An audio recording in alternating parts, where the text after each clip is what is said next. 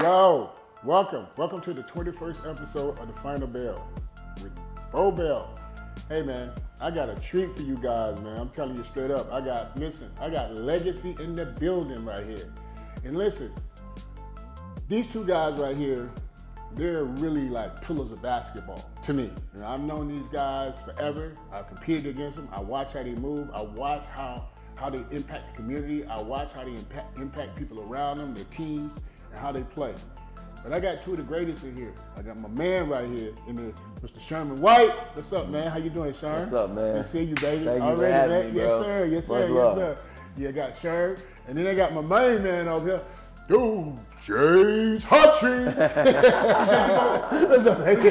Family, baby. Thanks for having me up in here. Yes, sir. Yes, sir. Yes, sir. What an honor. Yes, sir, man. I'm so happy to have you guys in here, man. Hey, man, listen, first of all, I want to congratulate y'all, man. You guys have been nominated to coach the prestigious McDonald's All-American game. So how did that come about? You said, okay, when you got the nod, right? So you said, okay, I want Hartry to go with me, right? Is that what happened? That's exactly what happened. Really? They called me probably about 2 weeks ago, and they said, you've been selected to coach the East team in the McDonald's game, and said, you're going to have 2 assistants. Feel free to pick who you want to pick. So I took one of my guys at Pace, but, when I started thinking, his name just kept coming in my mind, like, this is who I got to take. It ain't even no question of who I need to take. This is who I got to take. And I talked to my wife, and she thought it was just a great idea. I talked with Carter Wilson, who a good friend of both of ours, and he thought it was a great idea. But that was just confirmation, because I had already had in my mind who I wanted. And so you just always, when you're making decisions, you always want to bounce them off different people just to get a take. But Absolutely. And I knew. That's awesome, man. That's awesome. How you feel being nominated, man? Your boy, man, he said, look, so well deserved for both of you guys, but how do you feel, man? How you feel being a part of that, man? That's history. That's going to be history, bro. Hey, I'm still pinching myself. I'm in awe, to coach the McDonald's All-America. I remember back in 1982 when my little brother went and played in it. It was just so huge in the magnitude of, but for somebody who consider you to say, hey, I want you to sit beside me in this game. And Sherman always been a class guy. He always been type guy up top. And for him to just say, hi, when he first called me, I said, for real, man, come on. He said, hold tight. The word will be out in a minute. He don't say nothing. As soon as I got on the phone, I called him. Today, I'm in the McDonald's All-America. I'm coaching the McDonald's game. Don't get it twisted. Yeah. Just because I've been doing this 25 years, I'm honored. Yes. This ain't just any game. Yes. These same guys that we're going to be coaching around, that kids going to be paying to see them. They're going to be signing their jerseys. Yes. We could be coaching the next Kobe Bryant. Yes. This how big this is. I don't take this lightly. I don't take this for granted at all. Yes. I'm ecstatic. And for me being ecstatic, the state of Georgia ought to be excited about it. This ain't just about me and Sherman.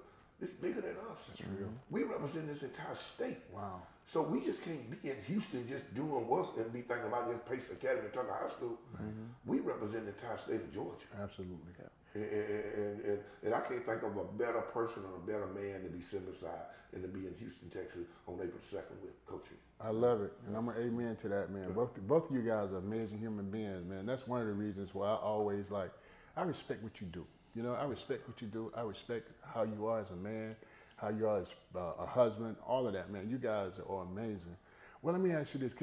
Hey, Sherman, if you don't mind, for some of our listeners, right, just tell them a little bit about yourself. Give them a brief bio, and then I want you to do the same thing, Hartry. Man, I grew up in Decatur.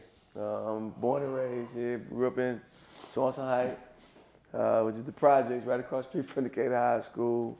I had a dream, and I went after it. I didn't play at the level, I would want to play it and all that stuff, but I always wanted to coach. I always wanted to give back, and that's what it really was about.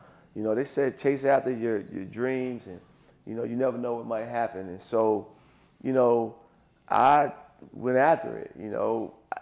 If you look at the things that, most guys do when they coach or when I don't match up with all that, but I wasn't trying to hear that. You know, I always wanted to be the best at what I was doing, and so I went after it. You know, and once I got to college, I went straight into coaching middle school, and coached that for 6 years, and then I got a call to coach at Carver High School, which you know what it was about. It wasn't the ideal situation, but it was the right situation for me at that time. I got a chance to cut my teeth and, you know, had some adversity while I was there and leaving there. And then coming through that, got out of that, came to Miller Grove, brand new school. And kind of like the rest is history, you know. Been fortunate enough to coach some college basketball for a couple years, which I enjoyed. But my heart was in the ministry of what I was doing at the high school level, because I felt like my impact was a little bit more greater than it would have been in the high school. And I'm all about chasing purpose. I'm not about chasing dollars. I'm chasing greatness. If I chase that, everything else will be added to me. And so I've always believed that. I love it. And so, you know, here it is. And, you know, this is the little boy who grew up on 463 Electric Avenue, Decatur, Georgia. And, you know, I'm McDonald's head coach, and I got one of the best people that I could ever find to be assistant with me. And, you know, USA basketball, all that. I wasn't supposed to do all that stuff, but my will wasn't telling me not to do it. But you know what? The thing about it, too, is, you know, before we get to Hodge, when you move in a certain way and you serve and you got a servant heart, the universe will mess with you. It connect with you. So what has happened, God, right? Mm-hmm, absolutely. He has connected with you, man. He has connected with you. And a lot of people don't get to that because everybody looking for, they want to take the elevator. Right. You know what I mean? Right. They don't want to take the stairs because they know them stairs might swerve around. So, man, look, we got a lot in common, man. That's one of the reasons I think we always click, man. You know what I'm saying? So, Hartz, tell us, man, give us a little background on you, man. You know, we done had some battles on the court, too, now. Yes, sir. Yeah, I used to beat on your ass, but no, man. I ain't gonna tell that part. I don't want them to, y'all respect that part. But I'm so honored and blessed coming from Milledgeville, Georgia, from a family of 5 boys and 1 girl. And it always been competitive for me because all of my brothers was not just good basketball, but great basketball players. And this is the way we got out of Milledgeville. All of my brothers, we so blessed with a mother with a 3rd grade education and a dad with a 5th grade education. And you got 5 kids. You got 6 kids with college degrees now. You know, and just to be able to get out of Milledgeville and get the opportunity to come to Atlanta, to go to school. When I first got to Atlanta, it scared me. I'd never seen nothing like this before in my life. And I'm going to school in the AU Center. And to get up under the wings of Coach Robert Pritchard changed my whole life. The man who told me that I could be something. He said, "Why are you acting a fool on campus and all these folks are laughing?" Hartry, you a leader. They ain't following you because of your jokes. They want to be around you because they want to be like. I never had anyone to tell me that I could be a leader, that I was something. And my first coaching job was at Clark College. I was a graduate assistant because my eligibility was up, but I had to get the degree. And Coach Pritchard said, "If you come work with me, we'll pay out your tuition." And you know, and I could not go back to Milledgeville without that degree. I could not go because your homeboys are something else. Because they already told me I wasn't gonna be nothing. Yes. You know, once you hear that enough, and the haters out there to this day, they're out there. So that's what motivated me every day I woke up on that campus and in life to this day. I don't want to fail because I don't want to hurt my mama. I don't want to hurt my dad. I've always kept them in the back of all the wild stuff I did. I never wanted to put them in a position where they had to come get me out of jail or something of this nature here. My parents told me years ago, me and my brother years ago, you go to jail, you're going to stay. We ain't come because you all know better.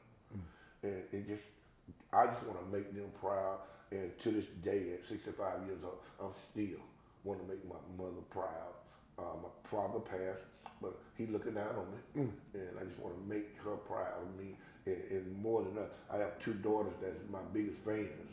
And I can't say enough about them because after each one of my games, I have to go home and listen to them. They still coaching. And my lovely wife that put up with me for the past 39 years. she's so blessed to be part with me. But I'm so thankful. I'm so honored in to have an opportunity to coach beside Sherman. Man, this is beautiful. What I'm hearing, man, is like, and I say this because like minds kind of think together, think alike, right? Mm-hmm. I'm hearing that gratitude, you know what I'm saying? Like grateful, because see what happens a lot of times when we get in position, right? We lose that sense of gratitude because we always got something to be thankful for. Mm-hmm. But what I've done, I replaced the word humble because it's almost like I'm apologizing for all the hard work that I've done. Mm-hmm. And so I replaced that with grateful. You know what I mean? Grateful. So I'm just grateful. And so that keep me in a place, keep us in a place. But you can't fake this though. No. You can't fake it. You know what I'm saying? Grateful? Right. Yes. You know how many other folks Sherman could call? Yeah. He called me. That's what I'm talking about. Yeah. That's God. It's a beautiful thing, man. It's a beautiful thing. Yeah. So, guys, let's jump into it, man. Listen, and one thing I wanted to discuss with you guys because you guys saw the evolution of the game in Georgia. Because I remember when I was coaching travel team basketball, AU basketball as they call it, and I was fortunate to coach probably the top teams in the history of travel team basketball. One of the teams, we lost 4 games in 4 years. But it's because of the style of play and how we played. I had talent, just like you said. You gotta, come on, man. You're only good as your talent. Mm-hmm. So, guys, just tell me, let's talk about this grassroots and then the relationship between the grassroots and high school and how that make it, sometimes it make it hard because you don't have that communication, line with the guys they playing with in the summertime. So how do you deal with that? How do you deal with that? This is what I say, and this is what I believe. Grassroots gets people can say what they want to say about it. People can, but I think it's good and bad in all basketball. I think it's good and bad. It's good high school basketball. It's bad high school basketball. Yes. But I'll say this about grassroots. I think it gives the kids an opportunity that, let's just say, a high school coach can't give them. I can't put them in front of 50 coaches at one time to watch them play one game. Mm-hmm. We have coaches come in and out, but not that many and not that kind of stage. Mm-hmm. And so I think it serves its purpose. Like I said, you got some that do it very, very well, and then you got some that are challenged with it. But I do think it's a thing where it's a necessary deal. Mm-hmm. There are some things that can be changed with it and can be fixed with it, just like anything. But I do think it serves a purpose. Absolutely. Absolutely. And what do you think about that, James? Well, everything starts from somewhere. Yeah. And to this day, I follow somebody else too. I watch somebody else too. You think I don't watch Sherman White? You think I don't watch the coach over at Westlake, Coach Rogers? These guys are grassroots type guys. These guys here do it the right way. They do, and they're successful at doing it. I am a born copycat. If I see you doing something that's great, I want to try it too. I want to see can it work for me. And most of the time it does. But again, I do also understand too, you better have something in place there. You better have that guy in place that can get you over the hump and help you playing well and get you where you need to be. Yeah, I agree. And let me say this though too, just from my experience coaching, I tried to do it differently, right? From the most travel team basketball. I didn't do a whole lot of recruiting because I was developing the players. And so I typically stayed with most of my kids. I get them in 8th grade and take them all the way through. So because I had just came back from Europe, you know what I'm saying? So my mindset was just totally different in terms of my perspective about life and basketball because of what I had seen. And so I saw these guys, how they was playing, and I've been preaching that, and that's why I put a lot of emphasis on footwork because you can't go nowhere without your feet. Everything I do is revolved around your feet, right? And what does that do? It helps kids to become more efficient and effective. You know what I mean? In terms of so what I did with I treated them like a college team. Mm-hmm. You had to look a certain way. You had to carry yourself a certain way. You had to come to practice. You know what I'm saying? And so typically what you guys are doing, you got to set those standards, right? And if you don't have no standards, it's like a horse. If you don't teach a horse how to run, it'll run itself to death. And so you guys understand that. And the other thing that I like and I admire about both of you guys, your communication. See, everybody communicate, but is their communication effective? Mm-hmm. You see what I'm saying? And that's the difference in like good coaches and great coaches. Mm-hmm. And so, but I'm so proud of both of y'all, man. Like your position, where you are, the people that you guys have touched. So let's keep moving, man, because I got a lot of questions I want to talk about, a lot of things I want to talk to y'all about. But this next thing, man, so y'all tell me, so what can we do better, right? As coaches, as player development coaches, because there's so many guys out here, see, got opinions about how this should go, ain't never done it. Mm-hmm. They ain't never done it. So what can we do? And I'm always looking for different ways to make it better. So I can only control the things that I can control. Can't do everything, but I try to do it by example. And so you tell me, Hartry, and I want to hear from you as well, you tell me what is it that we can do better to make it better? You know, it's always something that we could do, you know, that can kind of merge us together. Because what I'm watching, we're the most talented kids in the world. Mm-hmm. We got the most skills. Yeah. But the game is still played on the ground. Right. You understand what I'm saying? Right. So these European guys are coming over here, and we're going to get into that later, mm-hmm. right? You look at the top 5, 6 guys in the league, they're from somewhere else. Mm-hmm. And you look at the mock draft, the board is loaded, bro. Mm-hmm. So, you know, so my point is, we have to make a difference at the grassroots right now. Yeah. And we got to have something solid, whereas everybody's speaking the same language. Because it's right or wrong, it's no in between. So what do you think? You tell me, man. What do you think? What do you think? I think it's about two things. I think it's about accountability, and I think it's about development. I mean, you know, again, these kids got to get to a point where they are more mentally stronger, and I think that's where accountability comes in at. Preach, and so we have to do it together. Yes. You know what I'm saying? It has to be not just the coaches, but the parents and the trainers, and everybody has to be bought into that part of it. And then the other part, the development part, you know, these kids, you know, I think sometimes they work on the stuff that makes them irrelevant instead of making them relevant. And if they work on the stuff that makes them relevant, then they will stay relevant and they will continue to prosper in this and thrive in something that they really enjoy doing. Right. So, right. I think our kids need to go back to the basics. I think, I don't care how much college you got. You got to have, Kobe Bryant had more fundamentals than anybody in basketball. Michael Jordan had fundamentals. Preach. LeBron James had fundamentals. Preach. Our kids just, if they can reverse dunk and put the ball behind the back and dunk it with the left hand, they think they're there. But you got to do a pick. You got to do a roll. Do you block out? So I think we got to get back to the basics to make the game better, to make the kid better. You show me a kid that hadn't lost his fundamentals and got skills at the same time, he's better than the kid with all the skill and not doing the fundamentals. Because the kid with all the skill, he ain't gonna be able to play those 32 minutes because he done pushed off. He on somebody's back. He done made a foul 80 feet from the bucket trying to make a steal in the backcourt. The kid with the fundamentals. Wow. He gonna play 32 minutes for you. And he gonna be there, and he's the one that can step to that free throw line with 1 second on the clock, and the score is 65, 64, and you need both of these to win it. I think fundamental. I think we don't went away from fundamental. I don't think coaches even do fundamental drills at practice anymore. They so right into just getting practice done, scrimmaging, and seeing what guys are like. But I do ball handling every day. And you know what?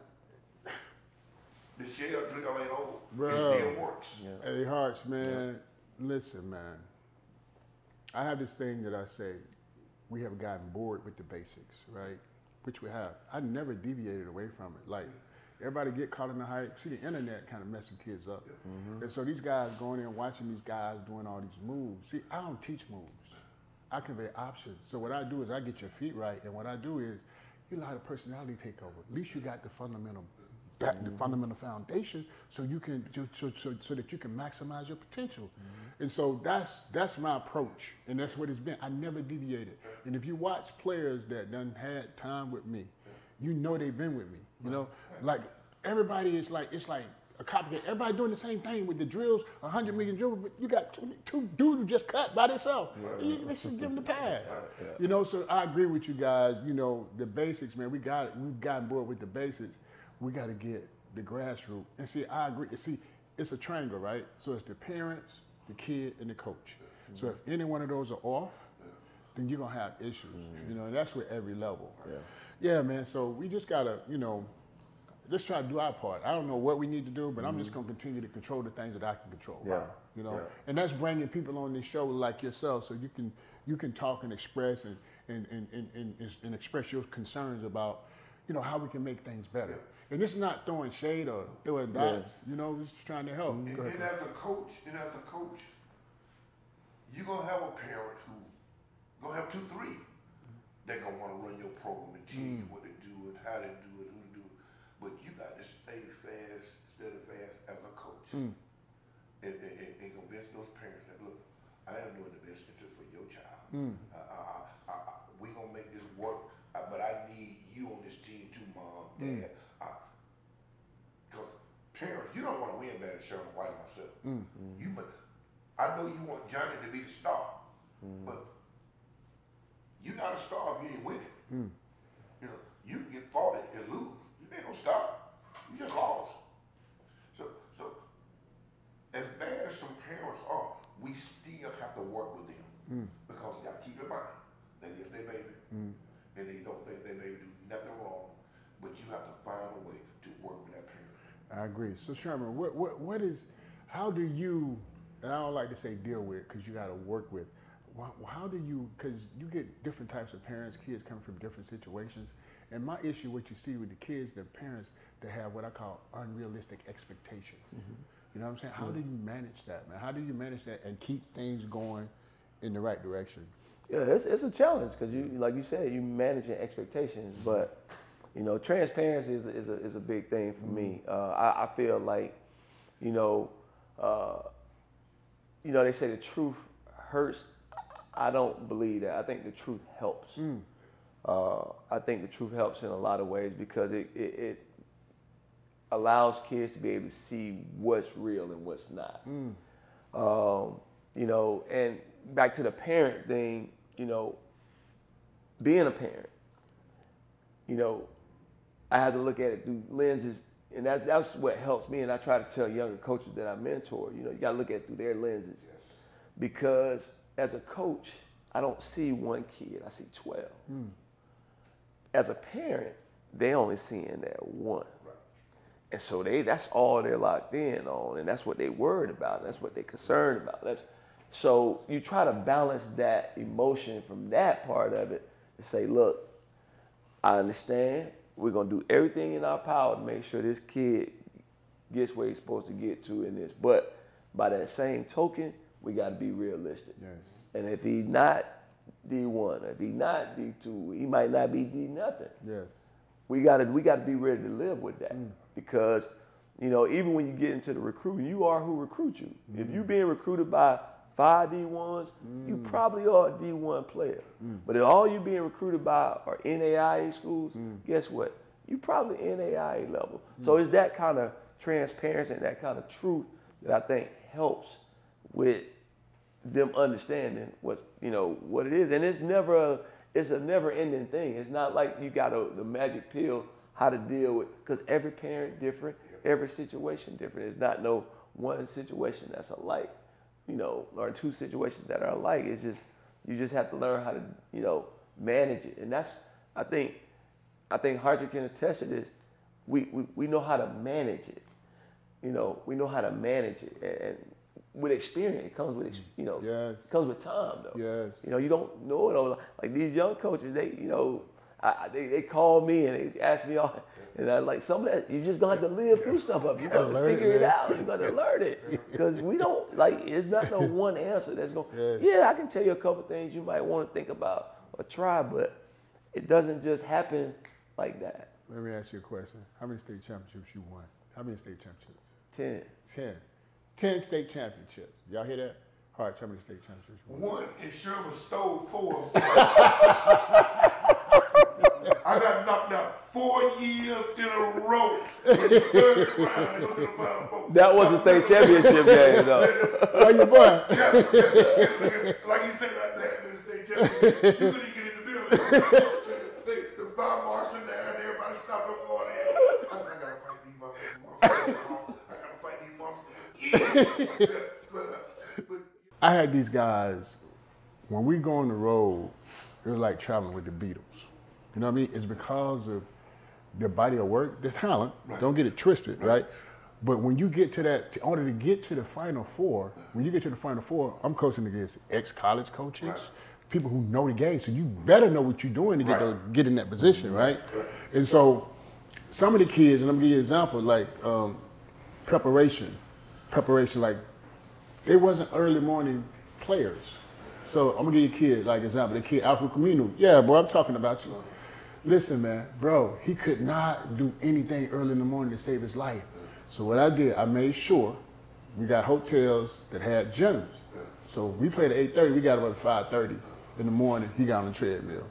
And then I also strategically, and it might sound cliche, it might sound crazy, but it's almost a part of, almost like you gotta brainwash your team, you know what I mean? Mm-hmm. Get them to buy in. Right. And so, especially the guys you had, you know. So I just strategically got hotels close to where trees, like over there. So I convinced them, if we walk in these woods and sniff that and get that oxygen, and they start believing it. And we got on the court, we run like horses, man. So, but my point is this, man, how important, now you won all those national, you know, you've been in championship games. I gotta use that one, that's a good one. What's that one? With the smell of the air. And oh, it's real, though. It's real. It's real. They believe it.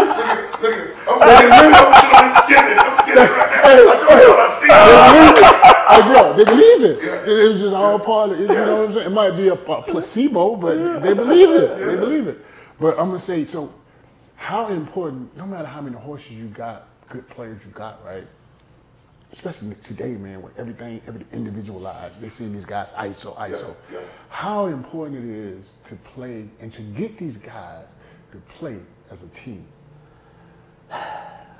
It's tough, man. It's tough in this day and age, man, because everything is done in soloism. You train by yourself. You don't train with your team. Everything is so built around the individual. And as high school coaches, for us, it's all about the team. Now we can have great players, and that's that goes without saying, but they still got to know how to function within a team. If you want to be successful. Yes. If you want to be successful, and you can do all that stuff by yourself, but you got to know how to function within a team. And I can say this about this team that I have this year. It's so crazy because we got really good players, but they play together. We got 5 guys that average double figures and nobody over 13 points. Love it. And they believe that. Cause one night one guy gonna bust out and get 20. And another night another guy might bust out and get 20. But they believe in playing together, and they believe, and it's a rarity. In the average high school, the average high school score to win a ball game is 56 points in the high school game. Exactly. You get 56 points, you're gonna win most of the high school game. 56, you get 65 here, you done drug somebody. So it's a 94 like he had last night, busting the clock on people. It went on into. Hey, but you know what though, Hartry, here's the thing, a lot of people don't understand the process, right? But in that process, there's different components that go inside that process that people want to skip over. And so those times that people don't see when you're having those conversations, where like some kids you got to pat a little bit lower just to get them. Because at the end of the day, it's about getting results. It's not about egos. And that's why you guys are so grateful. And that's why you're in the situation you're in, part of it. That's where coaching come in at. Yes. You know you got. Yes. I could cuss Marshawn Brooks out. I could call him all kind of things. I could say some things that don't even need to be on the air. Yes. That motivated him. Yes. He wanted to prove to me that he wasn't that. You can't do kids like that now. Coach think I'm horrible. And then I had them to buy in. Those championship teams Sherman had, he had those guys to buy in, even though somebody else was at home saying, don't give him the ball every time you come down. He was able to too as a coach, to win a championship, the convince this guy like, I know what your dad may want or what your mama may want, but we not gonna win that way. You can get a chance to heist that trophy if you get kick it down low to Tony a little bit more often than what you do instead of looking them all Hartry in that corner wide open. You force that last shot. When you teach them to buy in, see, the distraction, like you said, they train by themselves. They listen to one trainer. Even the trainer is telling them, hey man, you can take about 10 shots tonight. Shit, you want to go D1, you know. See, I don't even discuss D1, D2, D3 in my program. I discuss college. See, but and you gotta be a realist too. You ain't going to the league. Get an education. You don't let that college use you. I preach to my guy, you got your scholarship now. I don't care if that coach don't play you a second. You just go to practice every day, be a good kid, work hard, and try to work your way on the floor, but at the same time, go to those classes. Absolutely. Go to those classes and get that degree. Absolutely. So now the other thing is too, man, I think that sometimes it can be challenging. That's why you gotta, as a coach, you gotta make sure you got people around you, because you can't do everything. You know, from a development standpoint, let me ask you, your methodology in terms of developing the players and finding time to help develop them so that they can apply those skills to the whole, the group to be successful, right? So what is your methodology in terms of, because see, obviously you have a recipe that you have built over the years, so do you. So it's a recipe of different components, right? That people don't know about. For me, it's mind, body, and soul first. That's the first thing. So if you can get to them, right? You can get to them. I'm gonna give you an example. I had #1 player in the country. I'm telling you folks, man, when I had him, I got him in 7th grade. Lou Will, y'all know who he is. I'm telling when I got him, I said, because he was just raw score. Like some guys, like God said, that's yours. Put it in the basket. And you saw it in 7th grade. Yes, I saw it. And so I'm telling these folks, man, when he's in 9th grade, I said, this kid gonna be #1 player in the country. Everybody looking at him, oh, he too skinny. I remember when he getting ready to go to the league, Detroit Pistons came down talking. Joe Dumars came down, man, talking to me. Oh man, he too little, he too small, he this, that. But he can put the ball in the basket. You know what I'm saying? And at the end of the day, it's about putting the ball in the basket. So my point to you is this. Lou Will, national championship game, televised, watch this. He took 8 charges in one game. Didn't score that much. And he made the pass to win the game. So they had bought into the whole concept of team first, me second. That was our motto. Team first, me second, woo. And so everybody got their own method, and that's what you got a system in place that works, and you never deviated away from that. And that's what make you guys special and unique. And I mean, you guys just keep up the good work, man. I'm so proud of y'all, man. A tribute to that too, Bo, is that Sherman White and James Hartry, you know if you go and play in those guys' program, #1, they no nonsense guys. They like their business. They're gonna coach you up. They're gonna work with you. They're gonna work with your family. They're gonna work with everybody. But you know, coming to our program now, you can't bring that BS up with you. You can't come in here with that foolishness. You can't come in here and you can't. I know programs that kids getting this practice. You can't miss Sherman White practice. You can't tell me, Coach, I don't feel like working today. You know, and these kids know that. They know that. They know who they playing for. And parents know. Parents know when they bring a kid to talk. Now, let me tell you something. At Hartry now, he ain't got it all upstairs. Now, he gonna come at you. Now, you need to be ready to prepare for that. Now, your little skin gonna be a little tougher than this guy here than the last guy you deal with. And they know. Folks know when they put them in the program, but you got to let those folks that bring them to your program know that there's no nonsense with you too. Right. And they just wouldn't keep you. And you know what too? You know what? How we met? Just tell the audience how we met. I want you to tell them how we met each other, man. And then I want you to do the same thing, man. Yeah, I forgot that, man. I remember I was at Carver, first high school head coaching job, and I was in a Region 5 AA, and then there was catered Carter Wilson in Pace Academy, and Bo was assistant at Pace Academy. He probably was the head coach. He was making all the calls. But I felt like that's what I was That's why you coaching. coach so well. You had some muscle. You had some muscle. You had I felt like I was coaching against all the kids, and like they were going to him on the sideline. But yeah, and I admired him from afar. Admired you from afar and how you dealt with the kids. I saw you talking to them and how they just hovered around you during the timeouts. And you know, when there was a break into action, they come over to the sideline, they talk to you.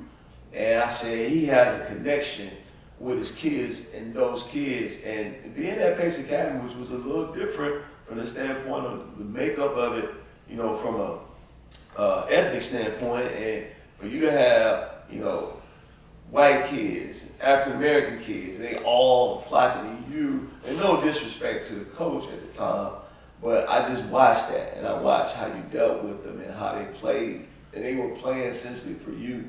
And I went up to him, I introduced myself before a game and told you, you know, how much I admired what you were doing, and you know, I looked up to you, and I just kind of followed you from there, you know, and I watched how you coached that Georgia Stars team, and you know, you had those guys rolling, and you know, Mufon was a part of that, and I coached them at Miller Grove, and so it's always been a connection.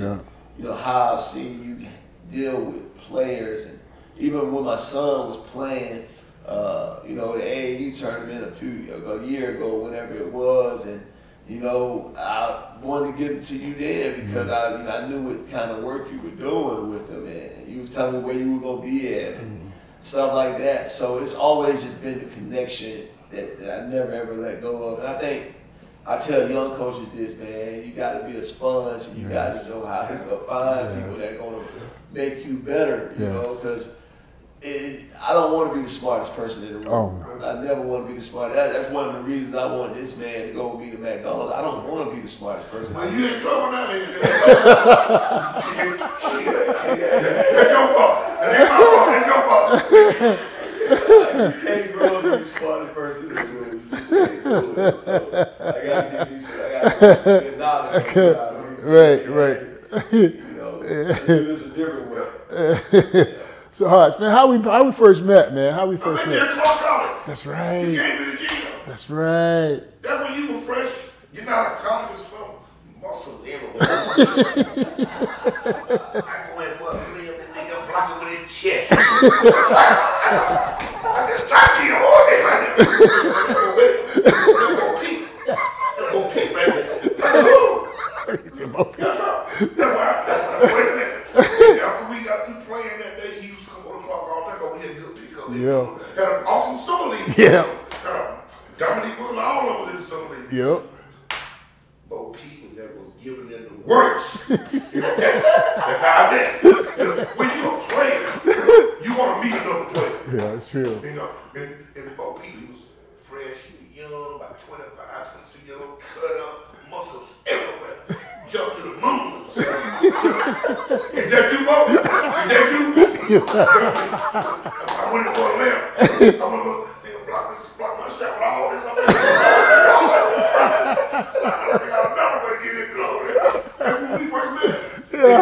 And then after that, he saw me around, he saw me coaching, and he had some of my kids come to him out of my program that they go to in a wheelchair, and they come back to me jogging, trotting, drop stepping. I said, man, you should have been going there, man. And the parents quickly said, we've been working out with Mobile. I said, keep going. Keep going. My school don't allow me this to get ready. So you make sure after basketball season, you go back to Mobile. Hey, so while we touching on that, listen, man. So yeah, tell, like, if you just off the top of your head, man, and I know it's a lot for both of you. How many kids, man, have you helped? Have you ever just thought about it? Because I don't, to be honest with you, and it's no disrespect, I done lost some of the kids' names, man. I mean, I don't remember some of the names, but I remember those faces and those experiences, man. So how many do you have in your mind? And it gotta be thousands, man. Man, I can't even give you no number, man. I'm gonna be honest with you. I'll be totally, because I don't keep up numbers. I just try to keep it impacting lives. I don't do it for those statistical right. And that ain't knocking knock nobody. I'm just telling you, I just Right. the next one. Right. The next one. Yeah. You know, this group I got now, and the group I had a young man that plays for Citadel right now. He was on the radio show for the Citadel the other day, and they said, "Can you tell me who the most impactful, person that has the most impact on you?" And he said, "I got two." Right. He named his dad, and he was talking about his dad, how his dad impacted him. Right. And then he said, my high school coach, Sherman, and he said that, he taught me how to be a winner, not just in the game of basketball, but in life. And that right there for me, that counts for 1,000 to me. If I had to give you, so that's what it's about for me. If I had to give a number, man, maybe one day I need to sit down, but that ain't what I did. That ain't how I roll. Yeah. Hart. Well, the first time in the history of Tucker High School, I had a game Friday night against Decatur High School, and I had an alumni night. You couldn't get in the building. One guy got on the microphone and said, "We're not here to see no basketball game. We come to see Coach Hartry." And just to hear that, and I have always took notice on, I just don't, when I go to Tucker High School, I ain't just trying to touch a basketball. I want to touch a kid in this hallway. I want every kid in this hallway to know they can knock on Coach Hartry's door, and I'm here for you. I'm like Sherman. I don't try to keep up with numbers, but if you're around me as a kid, I try to give you something. I try to give you a nugget to leave with. I try to give you something positive. There's something good in every kid. Right. There's something good in every kid. Some try to be a little tougher, a little harder, but I kind of find out those are the softest ones. Right. And those are the ones that's searching for him. Those are the ones that want you to give them that nugget. Yeah. So I'm not a numbers guy when it comes to him. I just want to help you. That's beautiful, man. That's a beautiful thing. I just want to be able to. And you ain't got no tears about it. Yes. Yes. I don't get no black truth. I know what I did, and I know what I put in here, and I know what I want to do. It's funny, man. Like, it costs nothing to be kind. You know what I'm saying? Like, no matter where I go, and I'm sure you guys are the same way. You can make somebody smile, and you do that all the time. Naturally, you too. Make somebody smile. And I'm gonna tell you this quick story real quick. When I first went to Europe, I had this little kid, right? True story, man. The kid used to follow me around games. He'd come to the games. Every time I pull up, we used to go on the road. I don't know how he got there, but his parents brought him to the game. So he became like my #1 fan. So one of the games I played, I had probably one of my best games ever. It was crazy all the way across the board. And so I take my jersey off my back, give it to the kid. So the kid started crying, bro. And then his mama started crying. Then the dad started crying, and then I started crying. It was just one of those moments, you know what I'm saying? And so long story, fast forward. The kid found me on Facebook, bro. Found me on Facebook. Now he's married, living in Asia, right? Got 2 beautiful daughters. And he built a facility for strength and conditioning. So he sent me this picture, right? In the rafters of that facility, he got that jersey I gave to him 25 years ago. Just by being kind. You know what I'm saying? So that kindness, it goes way beyond. And you don't even know how you be impacting people just by being kind. That's enough to start crying again. Come on, man. What? You see me? You hear me, man? And every time I tell that story, man, it just does something, man. Listen, man. So, and I know you guys got hundreds of stories like that, but man, I'm just so grateful, man, just to be in a situation to be able to live my purpose. Like you said earlier, you're living your purpose, you're living your purpose. Look, man, I had opportunities. See, I had a 30-30 deal in Canada. I was $30,000 for the GM, $30,000 the coach. I walked away. Because I felt doing this what I do with this player development, right? I got a chance to reach them. So it's different, right? It's like, for example, I'm gonna give you this basketball, but when I shake your hand, you better look me in my eyes. Type stuff. Man, pull your pants up. You know what I'm saying? That type. It's organic. It's not like I'm hitting them over the head with it. So when they give you that basketball, right, you got them. You got that hook. That's the hook. Right. And so, similar to what you guys doing, man, you're using that and you can reach them more through that whole process. And so we just got to keep doing that. And I hope that some of the coaches and trainers and whoever dealing with these kids out here, man, listen, man, if you're not sincere about doing this, man, look, man, we're losing these kids out here in the streets, man. don't be playing with these lives. Right. You know what I'm saying? So if you're not for real, get them to somebody that's gonna really help them.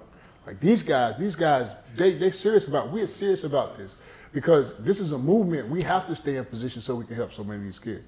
So you guys, man, listen, man. We don't know everything, but I tell you one thing: if you want advice from experience, all of us got a lot of advice. Pick up the phone. I'm accessible. Right. You call me. And don't be texting me, man. Y'all gonna text me. Look, I'm accessible. Call me. I want to talk to you about your child.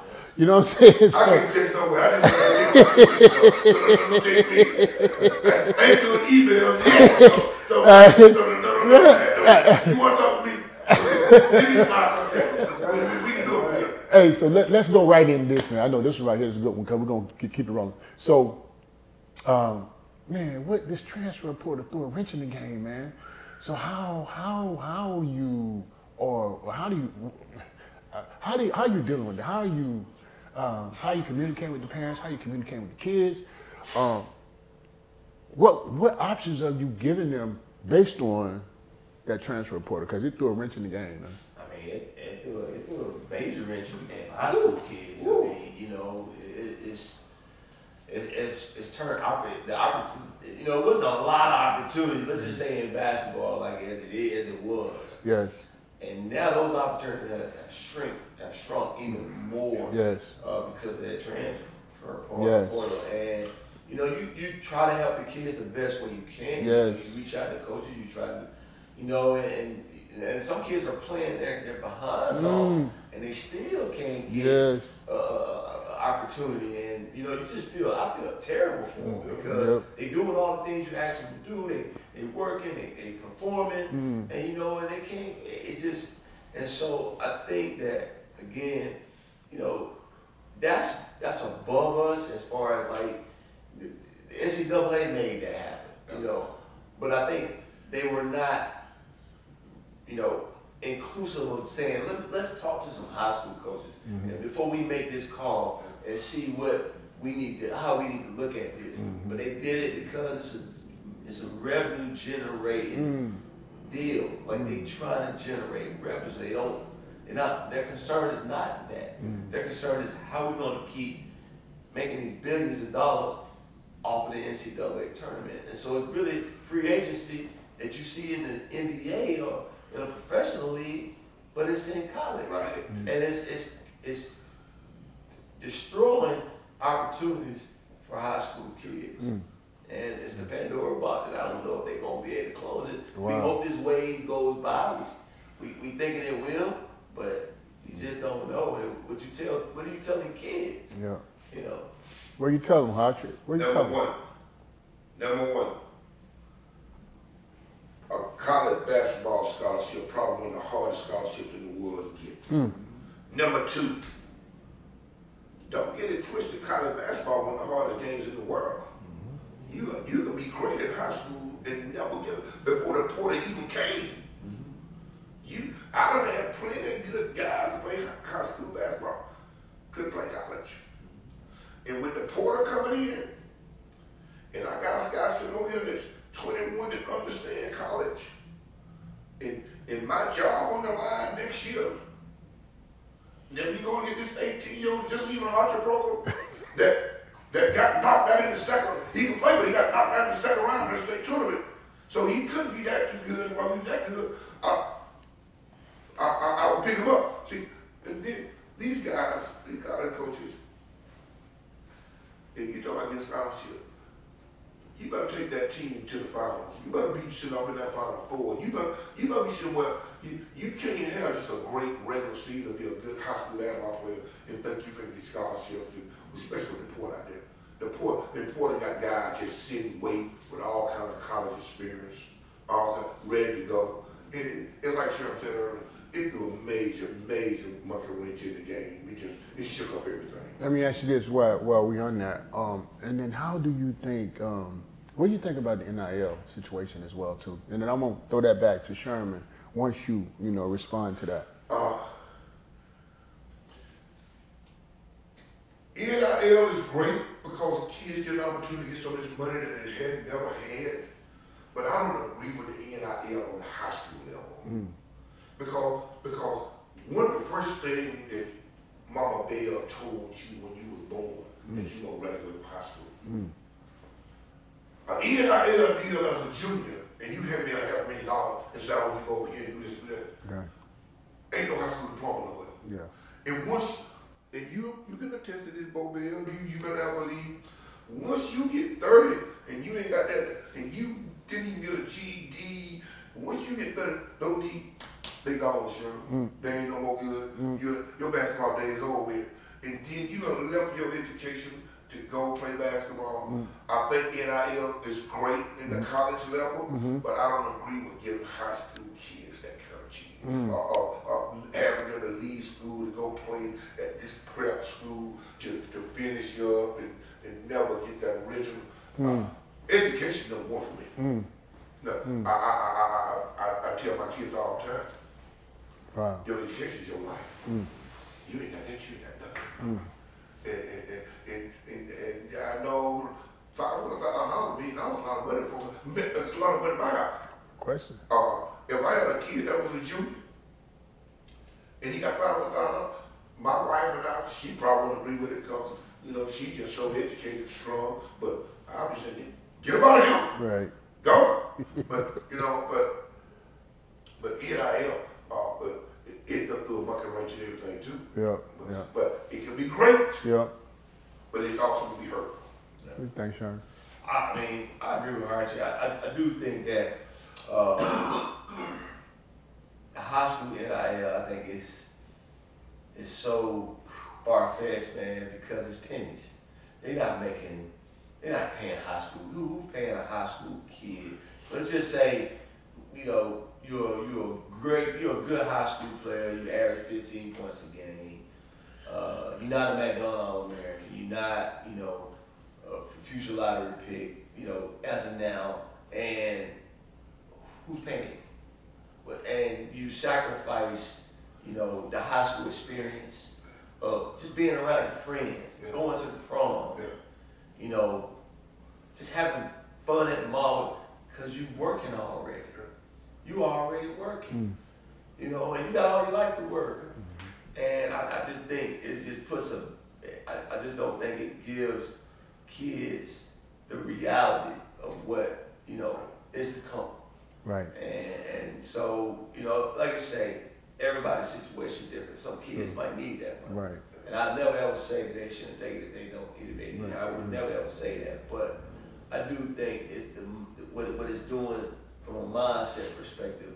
I think it's brainwashing the kids because you got kids that done took money and now they ain't got nowhere to go, and they ain't going pro, you know, and that's tough. But you know what, too, man? You know, the transfer portal, as well as the NIL, it makes it more difficult for people like us. Let me tell you why. To develop kids is because we talking about the mental piece now, because mindset is everything. Because if you can control your thoughts, you can control your actions. Therefore, you control your destiny.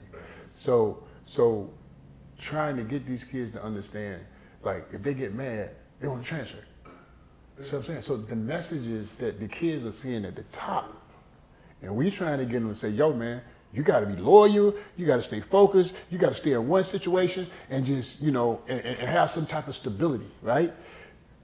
How, it's like we fighting against a gorilla, bro, now. You know what I mean? We fighting against a gorilla, but, you know. Especially when I'm watching TV. Yeah, man. Guys out there, they 6 years. Yeah.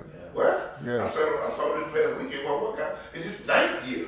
That's what What the wow? That in college hooping? Yeah. And the crazy part, like I talk to college coaches all the time. Yeah. You know, they recruit your kids. Yeah. And I ask them, like, how y'all feel? Yeah. But, like, you got a kid that might have averaged 2 points a game. And the reason why he ain't transfer, you know, because he trying to get NIL. You average 2 points a game. What kind of NIL what are you doing? Yeah. But that's the mindset. Yeah. So let's go jump on into this, right? Because we still rolling. Let me say that, guys, you guys are amazing, man. I'm telling you, man. Just the energy. I feel like I'm in basketball heaven right now, talking to y'all, man. Seriously. So let me ask you a question, and I want to ask you this. Why do you think, and we're going to talk about this briefly, the European players, it's an influx. It's an influx. Say we want it. I've been preaching this for 25 years, they was coming, but now they're here. And they're not just here, they dominate. Yeah. And some of them embarrassing the league, bro. Yeah. You know, why? Let's go to you first. Like the first thing I told you earlier, they so fundamental sound. They so, and then they've been hooping since they were 12 against folks 21, 22 years old. Yeah. Don't get it twisted. The boy at Denver, he got 30 years of experience up on his belt. Yep. He just got 5, 6 years in the NBA. Yep. That's why he's the best player walking right now. Yes. You know, you cannot leave fundamentals. Yes. Those cats come over here, they have all the fundamentals, all the footwork down, because they don't work on it. Yes. They don't work on it. And when they were working on footwork, we were working on, can I do a 360 dunk? Can I throw it off the glass and Preach. out the backboards? Preach. This guy, he was doing the basics. He got him just defining the basics, just kept doing the footwork. Yep. The basics. That pass and catch, the screening away, the drop step. See, those guys are just so fundamental sound. Yep. Watch those guys, how they shoot the ball. Yes. Elbows straight, Yep. wrist straight. They got everything down. And they come to work. Yes. And they serious about it. Yes. And they ain't trying to go back to that country where they come from.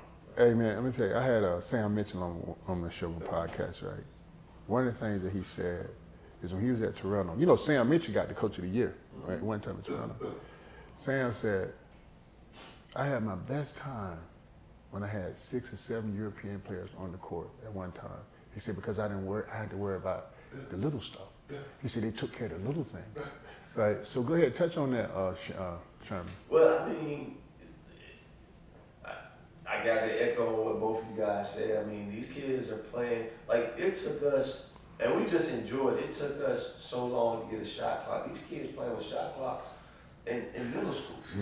And, you know, being fortunate enough to coach with USA Basketball, you playing in FIBA, you playing against these European countries. And, man, when you play against them, you know, they run their stuff and they do it the right way and they set the right screen. They know how to do it. Like you say, the fundamentals, they try to beat you with the fundamentals.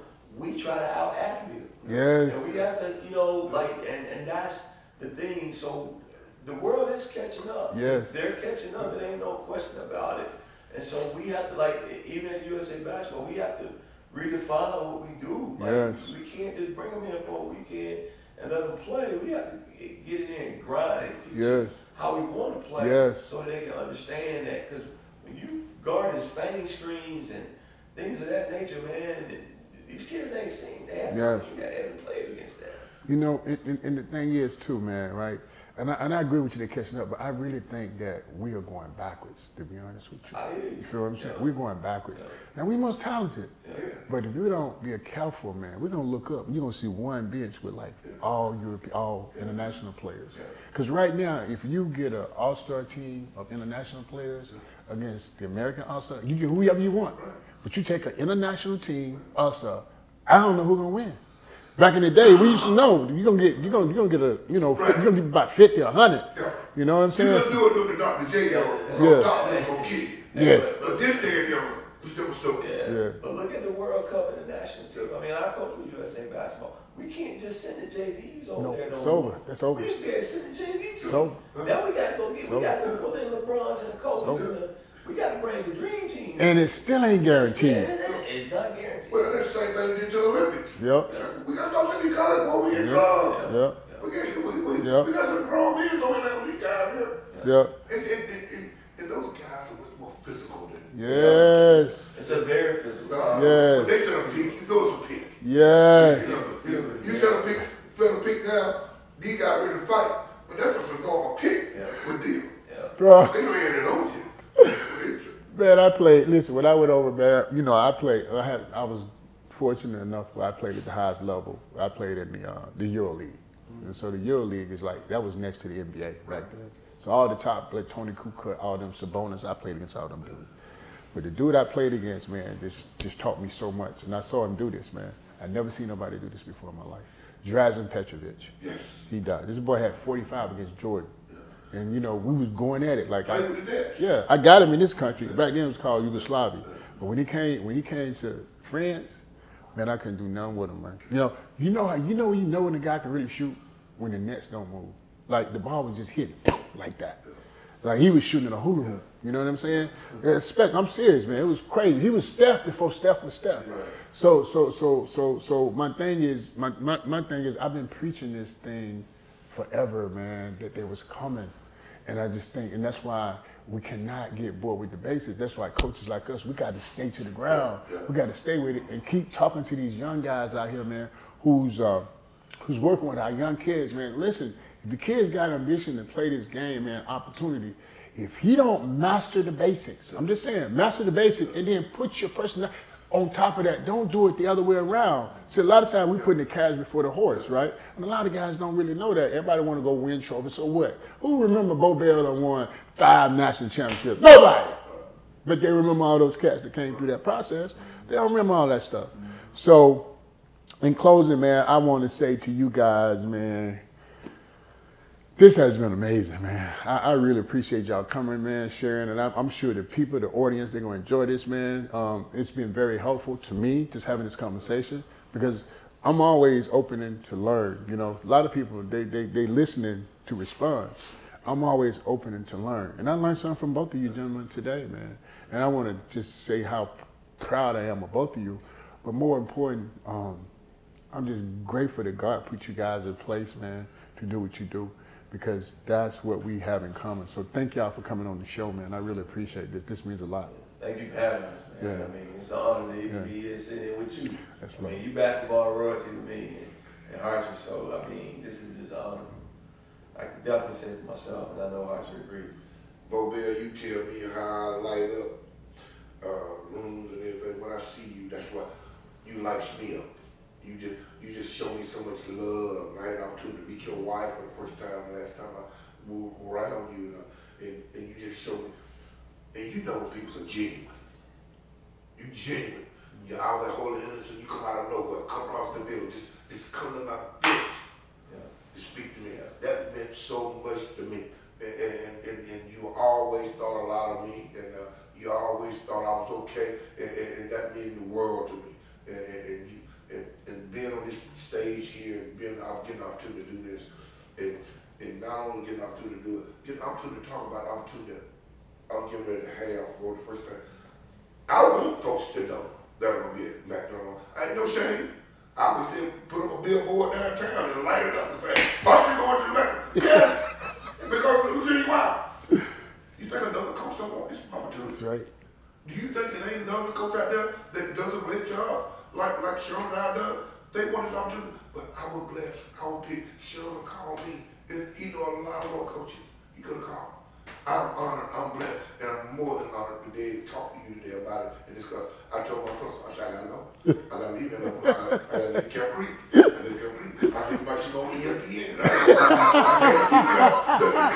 He said, Hartry, you know you can go. You got you. I said, but I got to be at this one. Oh, man, I appreciate y'all. That's so much love right there, man. Oh, man. Ooh, man. Y'all got to make me cry over here, man. When he was at my game a couple weeks ago, man, I wonder the way he seen. Oh. You know, like I want to know what your eyes see, because when I saw you at the game, I was like, oh. Because, you know, you coaching, you don't really pay attention to what's out, and you try to lock in on the game. But when you see a Bo Bell out there, you want to be like, all right, what you see? You want to make sure you make the right move because Bo Bell ain't just watching the game.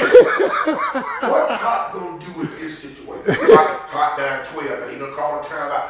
He up there coaching too. Exactly. See, these are all this. Not that trying to work my game around you, but you want to make the right decision. You want to make a coach's move. You want to do the right thing to do. And you want to be, and you want, in a way, you want that guy to be able to walk up to you after the game and say, hey man, that's a good move you made. Yeah. Well, that's the respect we all have for each other, man, and the love, the genuine love that we have for each other. And I don't think that's going to ever change, man. But man, I'm so proud of y'all, man, and true, man, keep doing what y'all doing, man. And y'all know I'm a phone call away, man, and y'all need me for anything. You know what I'm saying? 12 through the 16th. I'm there. Read tournament at my place. I'm there. If nothing else, you don't see no good basketball. I'm there. I bet you eat good. I know every time I go there, right? I went one time. Oh, you been up there to the hospitality room? Yeah, steak, lobster.